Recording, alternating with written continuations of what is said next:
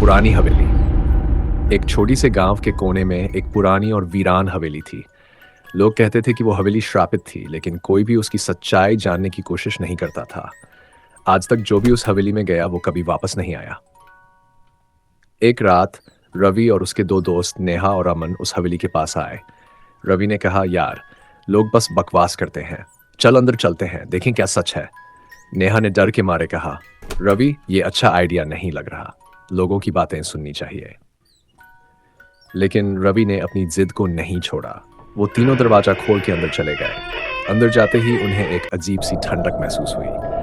हवेली के अंदर सब कुछ पुराना और धूल से भरा हुआ था।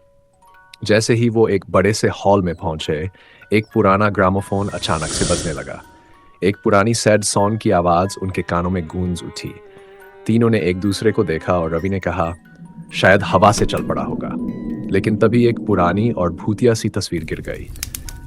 अमन ने कहा, रवि ये कोई मजाक नहीं है, हमें यहां से निकलना चाहिए। वो लोग हॉल से निकलने की कोशिश करते हैं, लेकिन तभी उन्हें एक कमरे से रोशनी दिखाई देती है।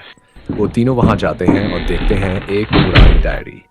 रवि ने उस डायरी को उठाया और पढ़ना शुरू किया। डायरी में लिखा था, यह हवेली एक राज छुपाती है।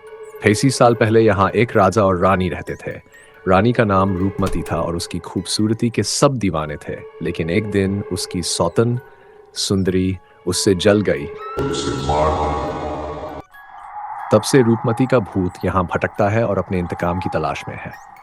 नेहा ने कहा, रवि हमें यहाँ से तुरंत निकलना चाहिए। लेकिन उससे पहले कि वो लोग बाहर जा पाते, एक सुंदर और खौफनाक औरत उनके सामने आ गई। उसका चेहरा इतना डरावना था कि उनकी सांसें रुक गईं। वो भूत ने कहा, तुम यहाँ कैसे आए हो? तुम्हें यहाँ नहीं आना चाहिए था। रवि ने डर से कहा, हम सिर्फ सच जानने आए थे। भूत ने कहा, मेरी आत्मा को शांति तब तक नहीं मिलेगी जब तक मेरा इंतकाम पूरा नहीं होगा। उसके बाद हवेली के दरवाजे बंद हो गए और तीनों वहां से कभी वापस नहीं आए। गांव के लोग आज भी उस हवेली से दूर रहते हैं, क्योंकि वो जानते हैं कि उस हवेली में आज भी रूपमती का भूत भटक रहा है। ये कहानी सिर्फ एक कहानी नहीं, बल्कि उस हवेली की सच्चाई थी जो सिर्फ कुछ हिम्मत वाले ही जान पाए। तो अगर कभी तुम्हें ऐसी पुरानी हवेली दिखाई दे, तो उसकी तरफ कदम बढ़ाने से पहले सोचना जरूर।